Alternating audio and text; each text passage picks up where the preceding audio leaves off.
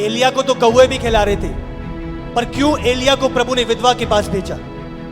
ताकि उसकी सेवा ले सके, ताकि जब वो एलिया को दे पूरे अकाल वो उसके घर में अपनी भरपूरी को उंडेल सके। हालेलुया। ये प्रभु का प्रेम है, ये प्रभु का अनुग्रह है, प्रभु की दया है। चाहे वो सब कुछ कर सकता है, उसके बावजूद वो लोगों को इस्तेमाल करता है।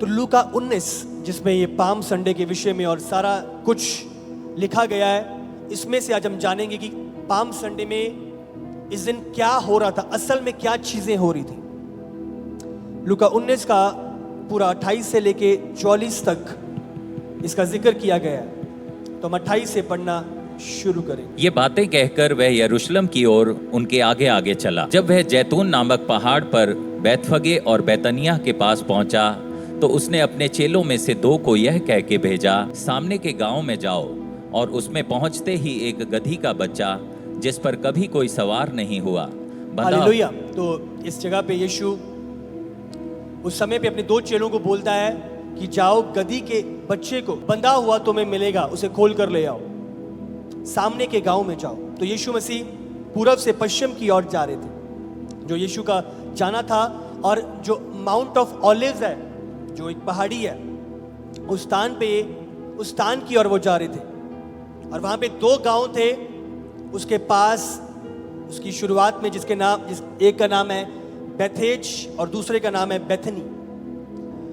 जो बेथेज गांव है उसका मतलब है अंजीरों का घर। अब समझ रहे हो? तो बहुत सारी अंजीर, बहुत सारा खाना, बहुत चीजें पाई जाती थी। और वहीं पे दूसरे गांव का जो नाम है वो है बेथनी। बेथनी का मतलब कंगालों का घर, जहां पे कंगाल लोग रहते हैं, जहां पे घटी या कमी के लोग रहते हैं। तो मतलब अगर किसी को कोई फाइनेंशियल कमी है तो वो उस स्थान पे जाके सरवाइव कर सकता है। आप समझ रहे हो? वहां पे हम कहते हैं ना कि महंगाई नहीं है ज्यादा। तो बेथनी मतलब कंगालों का स्थान, कंगालों का घर। बंधा हुआ मतलब वो किसी का है। हालेलुया। वो ऐसे ही नहीं कोई घूम रहा है चलो ले लिया, ये तो सड़क पे ही घूम रहा था। वो बंधा हुआ है, इसका मतलब किसी का अधिकार है उस पे, वो किसी को बिलोंग करता है, किसी ने उसे रखा हुआ है। हालेलुया। और यीशु ने कहा उसे खोल कर ले आओ। बहुत बारी यीशु आश्चर्यचकित बातें बोलता है करने के लिए। आप समझ रहे हो? वो गधी बंधी हुई है, खोल कर ले आओ। मैं आपसे कहूं, जाके बनूड़ में है ना, मार्केट में ये होंडा सिटी गाड़ी खड़ी है, इसका दूसरी तरह से स्टार्ट करो और इसे ले आओ। अब समझ रहे हो? अब आप हैरान होगे यीशु क्या बोल रहा है।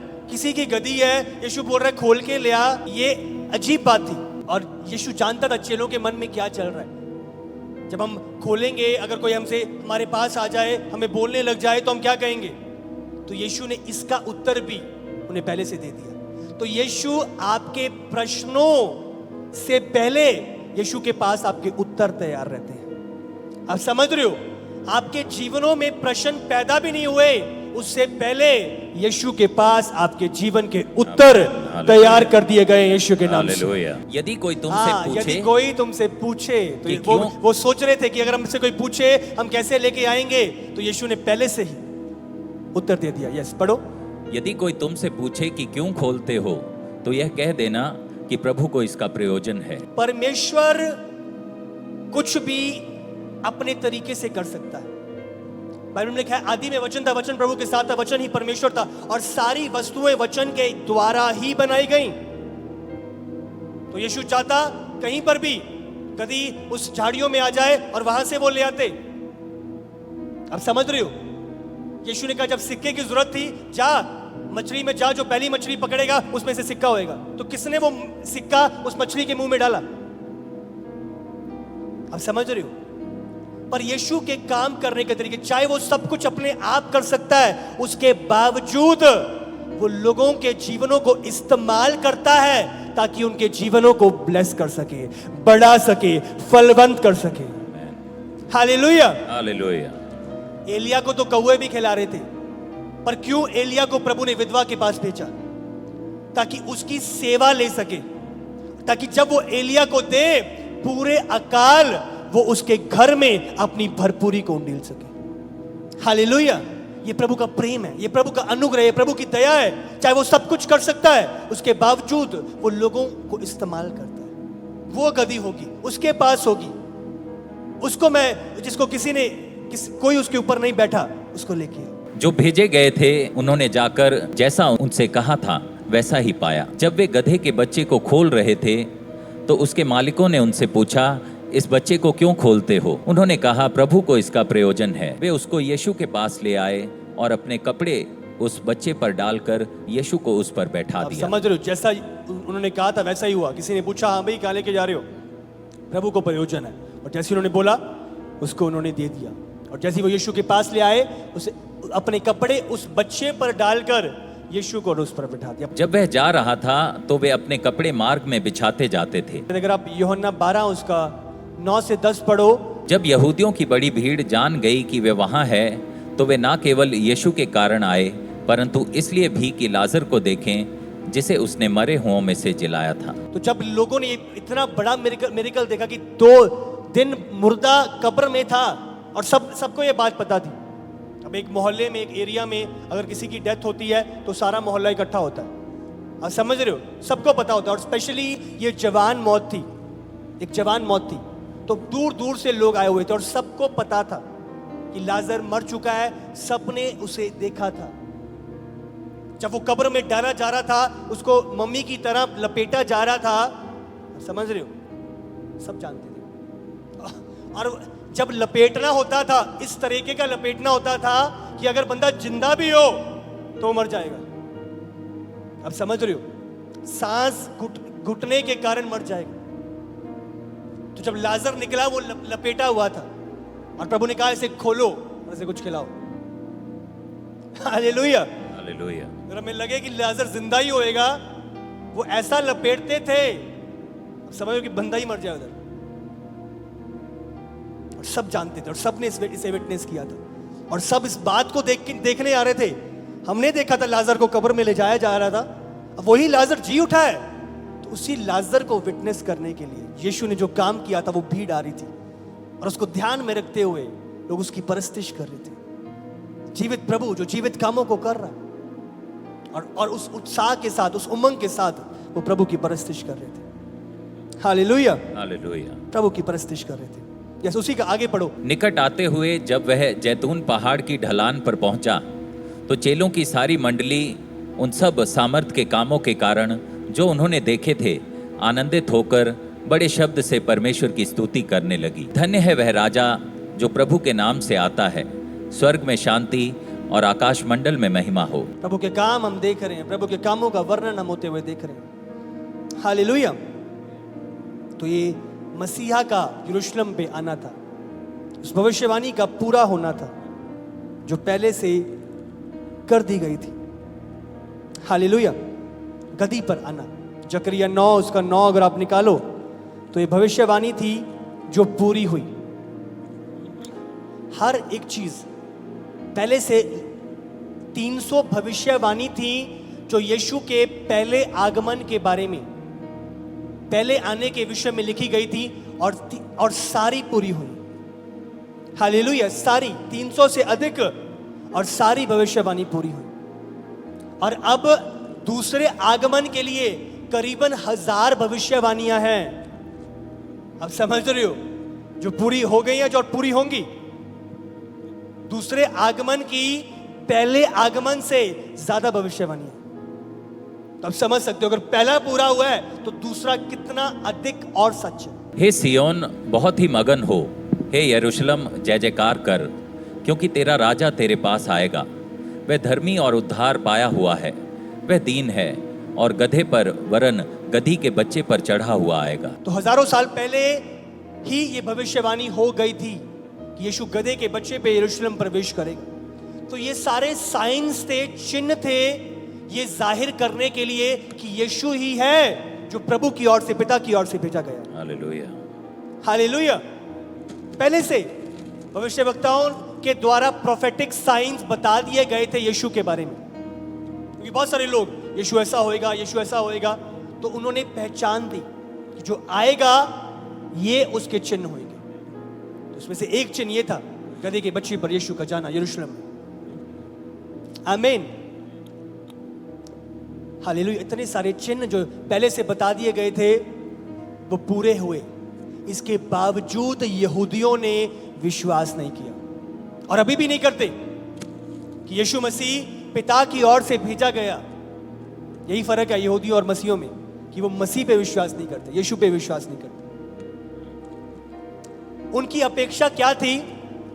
उनको लगता था कि जो उनको ये तो पता कि मसीहा आएगा, मसीहा ने आना था, पर उनके मन में जो अपेक्षा थी कि जब यीशु आएगा या जो भी मसीहा होगा वो हमें पॉलिटिकली हमारे देश को स्वतंत्र करवाएगा।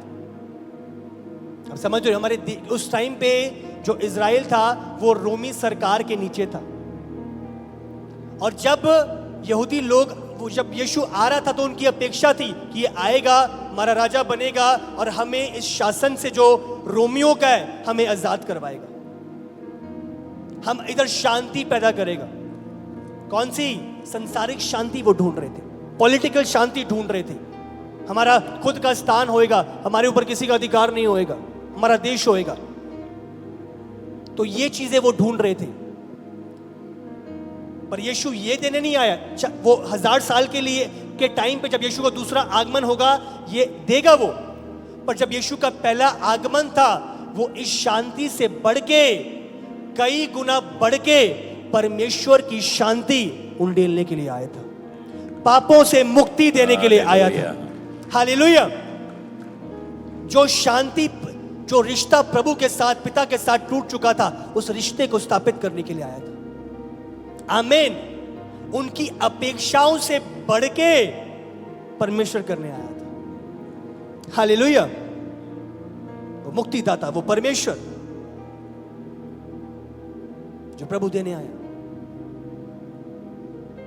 उस टाइम पे पॉलिटिकल शांति नहीं, उस टाइम पे परमेश्वर के साथ शांति, जो प्रभु का देना था, प्रभु का आगमन था। आमीन। जब यीशु आया, यीशु ने तो यहां तक कहा, मैं भाई को भाई के खिलाफ, माता को बच्चों के खिलाफ करने आया हूं। जो पहला आगमन वो ये वाली शांति नहीं थी। ऐसा क्यों बोला यीशु ने? क्योंकि घरों में बहुत सारे लोग, और आज भी है, हमारे बहुत सारे लोग विश्वास नहीं करते और हमारे खिलाफ में खड़े हो जाते हैं। हम अकेले प्रभु में चलते हैं तो बहुत सारे हमारा इस कारण विरोध करते हैं। अब समझ रहे हो, वो गलत अपेक्षा कर रहे थे, और जब ऐसा नहीं हुआ, वही भीड़ ने क्या किया? इसे क्रूस पे चढ़ाओ। उनकी अपेक्षाएं यीशु से अलग थी। हालेलुया।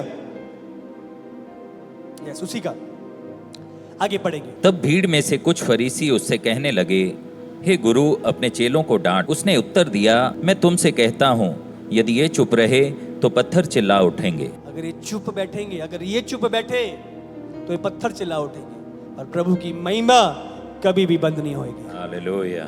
हालेलुया। अगर आप भजन संहिता निकालो 19 उसका 1 और 2, सृष्टि जिसको प्रभु ने बनाया है उसके गुणगान गाती है, इसकी परस्तिश करती है। प्रधान बजाने वाले के लिए दाऊद का भजन, आकाश परमेश्वर की महिमा का वर्णन कर रहा है, और आकाश मंडल उसकी हस्तकला को प्रकट कर रहा है। दिन से दिन बातें करता है और रात रात को ज्ञान सिखाती है। हालेलुया। दिन दिन से बातें करता है। किसको रोक लोगे? लोगों को रोक लोगे? अब समझ रहे हो, पत्थर चिल्ला उठेंगे। दिन दिन से बातें करता है, रात रात को ज्ञान सिखलाती है, प्रभु की बातों का वर्णन करती है। सृष्टि, अब समझ रहे हो, प्रभु की महिमा करती है। आज हमें लगता है कि अगर मैं गवाही नहीं दूंगा, सृष्टि उसकी गवाही देती है, आकाश उसकी गवाही देता है, आकाश मंडल उसकी गवाही देता है। हालेलुया। ये तो अनुग्रह हम पर कि आज उसके गवाह बनाए गए हैं। हालेलुया। ये प्रभु की दया है। धरती, ये सूरज, ये चांद उसकी गवाही देता है। जब वह निकट आया तो नगर को देखकर उस पर रोया और कहा, क्या ही भला होता कि तू ही इसी दिन में कुशल की बातें जानता। परंतु अब वे तेरी आंखों से छिप गई हैं। दो ही स्थान है जो बाइबल में जिनका जिक्र किया गया है कि यीशु रोया। तीसरा हम मान सकते हैं कि जब यीशु गतसमनी बाग में था और उसके पसीने बह रहे थे, खून और लहू निकल रहा था। पर मेजर दो ही स्थान है जहां पे ये लिखा गया। यीशु और भी अपनी पर्सनल प्रेयर्स में प्रभु के सम्मुख रोया होगा, पर जो बाइबल में लिखा है, एक था लाजर के टाइम पे, यूहन्ना 11 उसका 35, जब सबसे छोटा वचन यीशु रोया। और एक था यहां पर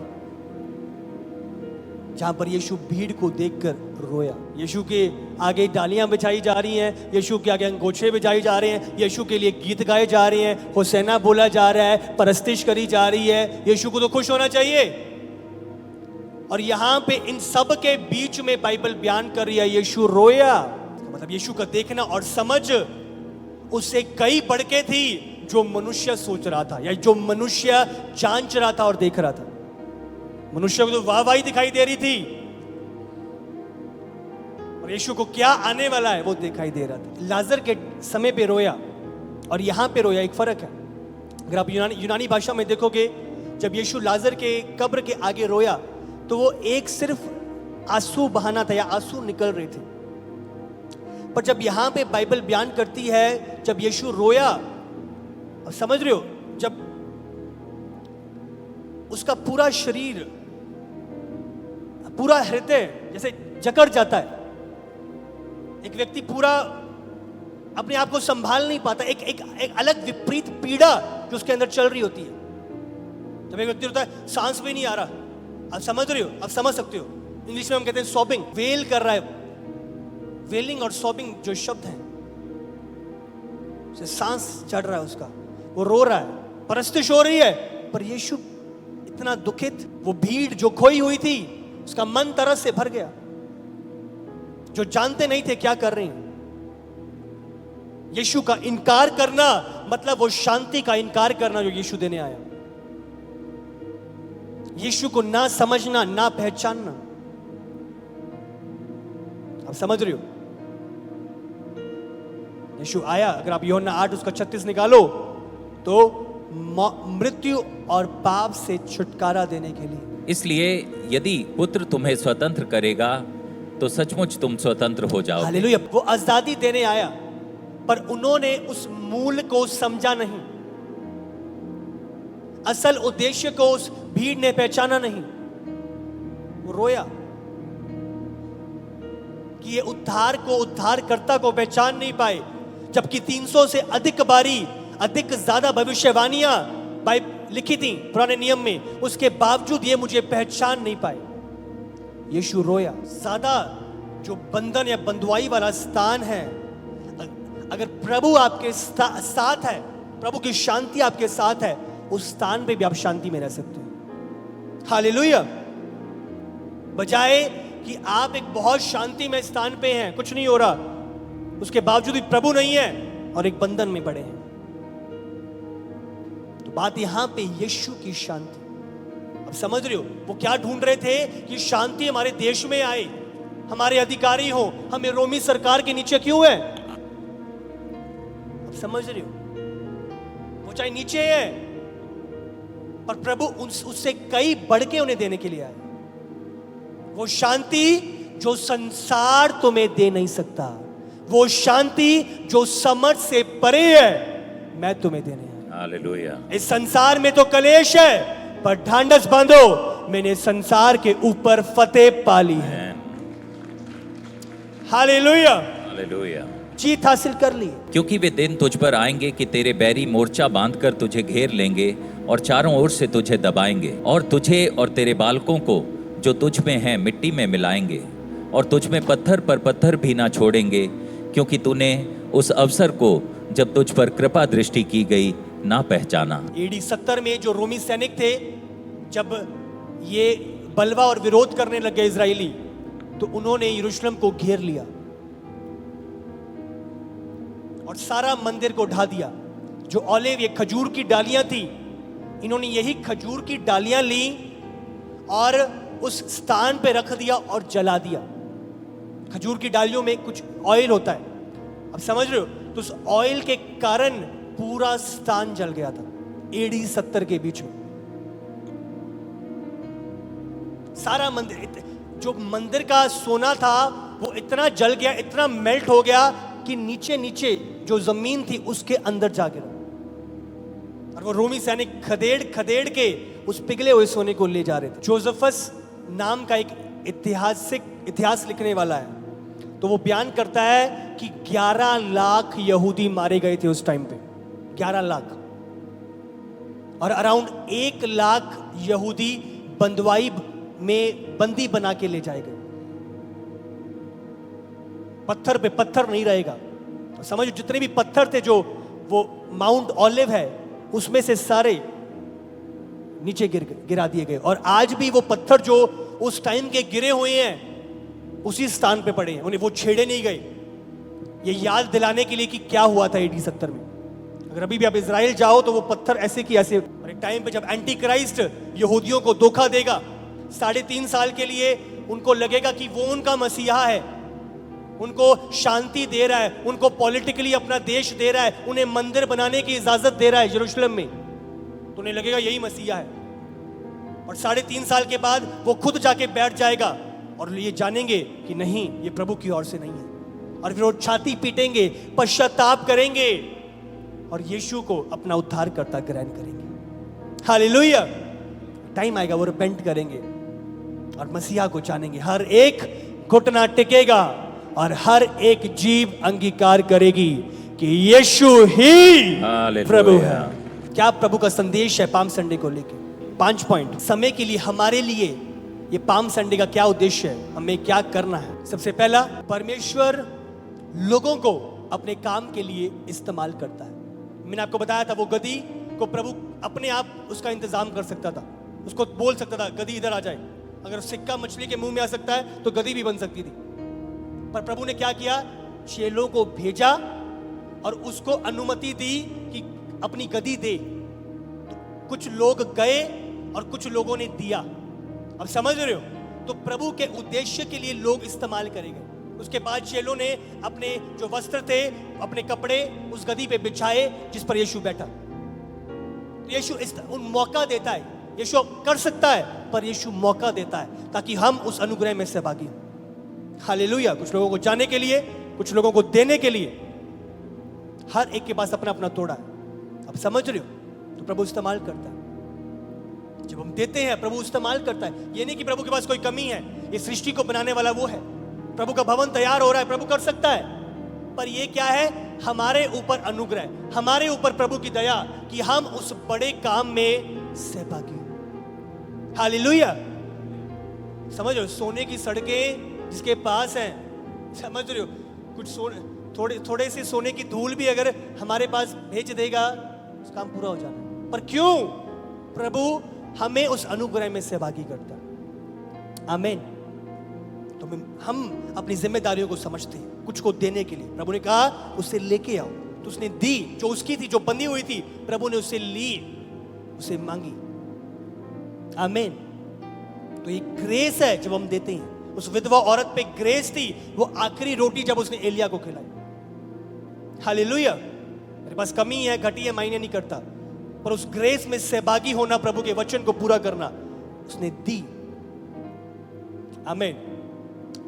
दूसरा, यीशु मसीह हर समय योग्य है हमारी परस्तिश करने की, हमारी परस्तिश के लिए।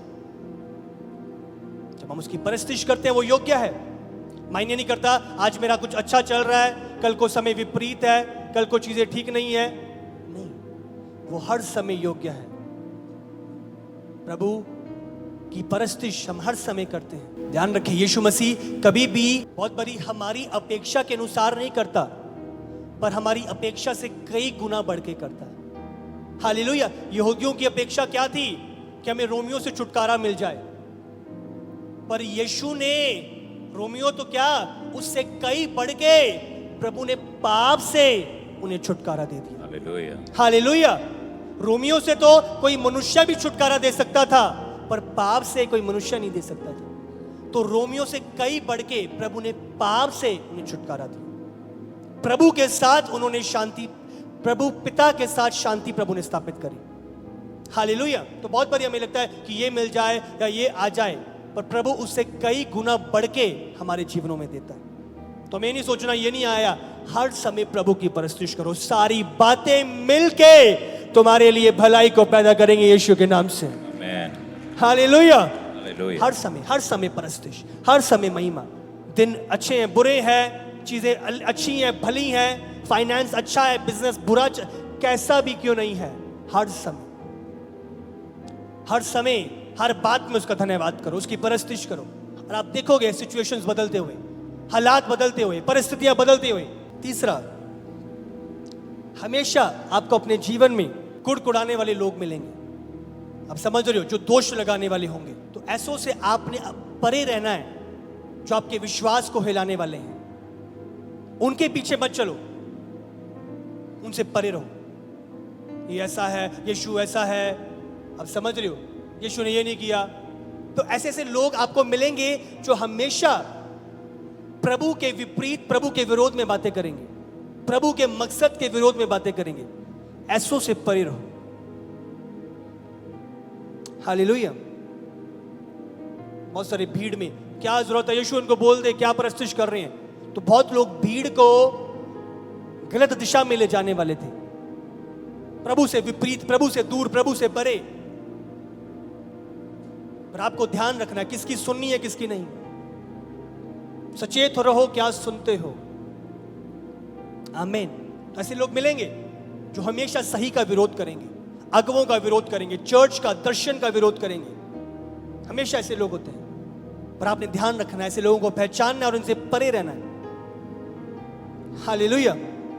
ये दुष्ट के एजेंट्स बन के हमारी लाइफ में हमारे मकसद से हमें परे करते हैं। तो हमें अलर्ट रहना है। आमीन। चौथा, परमेश्वर कराता है, रोता है उन खोई हुई भीड़ को देखकर, उस भटकी हुई भीड़ को देखकर। और वही तरस रूहों का बोझ आज हमारे अंदर आने की जरूरत है। हालेलुया।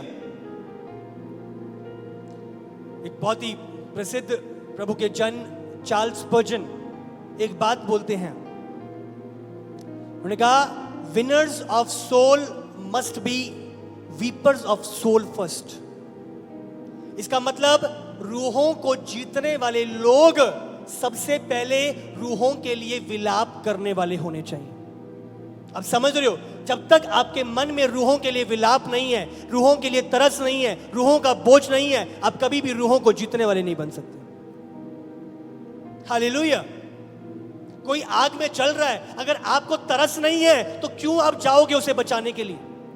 कोई नदी में डूब रहा है, अगर आपको तरस नहीं है, रूहों का बोझ नहीं है, प्यार नहीं है, तो कौन जाएगा उसे बचाने के लिए। आप क्यों जाओगे।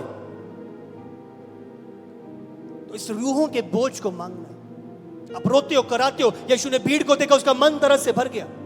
यीशु की परस्तिश हो रही है, लोग अंगोछे बिछा रहे हैं, पर यीशु रो रहा है। यह जकेल 33 उसका 11। इसलिए तो उनसे यह कहे, परमेश्वर यहोवा की यह वाणी है, मेरे जीवन की सौगंध, मैं दुष्ट के मरने से कुछ भी प्रसन्न नहीं होता, परंतु इससे कि दुष्ट अपने मार्ग से फिरकर जीवित रहे। हे इस्राएल की घरान, तुम अपने बुरे कामों से फिर जाओ, तुम क्यों मरो। तो प्रभु की इच्छा है, जीवन मौत दोनों तुम्हारे आगे रखा है। मैं चाहता हूं तुम जीवन का चुनाव करो। हालेलुया। तुम जीवन का चुनाव, ये प्रभु की इच्छा है। वो नहीं चाहता कि कोई भी मरे।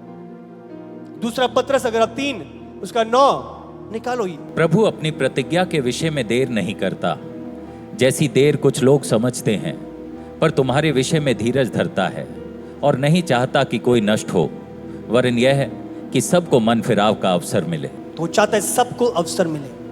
ये देरी यीशु के आगमन के विषय में हो रही है। ये क्यों? सबको अवसर मिले। जब तक सारा सुसमाचार सब तक ना पहुंचाया जाए, उसके बाद उसका आगमन होएगा। वो पहले भी कर सकता है, पर क्यों? वो रूहों का बोझ है। वो नहीं चाहता एक भी नाश हो। वो चाहता है ये गुड न्यूज, ये सैल्वेशन, ये उद्धार, ये मुक्ति प्रत्येक जन तक पहुंच जाए। ये उसकी इच्छा है, उसका हार्ट है। वो खुश नहीं होता, उसका मन तरस से भर गया। ये प्रभु का हार्ट है। हालेलुया। और यही हार्ट हमें रखना है, इसी बोझ को लेके चलना है। पांचवा, जो समय प्रभु ने आपको दिया है उसे चूको ना, उसे गवा ना दो। प्रभु ने कहा मैं इनके पास आया पर इन्होंने उस अवसर को नहीं पहचाना। तो आज जब प्रभु का वचन आपके पास आ रहा है, आप पहली बार सुन रहे हो, मन फिराओ। प्रभु अपने हाथ फैलाए आपके पास खड़ा है। आप प्रभु से भटक चुके हो सड़ाऊ पुत्र की तरह, प्रभु फिर से आपको पुकार रहा है, बुला रहा है, प्रभु की ओर लौटाओ। प्रभु आपको क्षमा करेगा, माफ करेगा, अपने गले से लगाएगा, फिर से आपको उठाएगा। जो अवसर मिला है, मैंने कहा समय को बहुमूल्य जान, क्योंकि दिन बुरे हैं। तो ये टाइम जब संगति के हैं, जब प्रभु के पास आने के हैं, इसे चूको ना। बहुत बारी चलो जाएंगे संडे, चलो देख लेंगे, आपको पता नहीं समय टफ आ रहा है। ये जो समय दिख रहा है ना, ये बहुत ज्यादा समय तक, ज्यादा देर तक चलने नहीं वाला। टफ समय आ रहा है, विरोध बढ़ने वाला है, सताव बढ़ने वाला है। तो जो ये भरपूरी लेने का समय है, ये संगति का, इसे बहुमूल्य जानो, इसे थाम लो, पकड़ लो।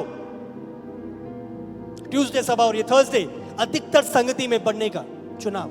शायद कुछ फैमिली यमुनानगर से आते हैं, 1.5 2 घंटे से सफर करके आते हैं। कुछ लोग करनाल से हैं, कुछ लोग कुरुक्षेत्र से, कहां से, पटियाला, दिल्ली तक से लोग आ रहे हैं। अब समझ रही हो, बात ये नहीं है कि चर्चेज नहीं है बीच में, बात है इस अंतिम समय में सही स्थान पर होना जरूरी है। हालेलुया।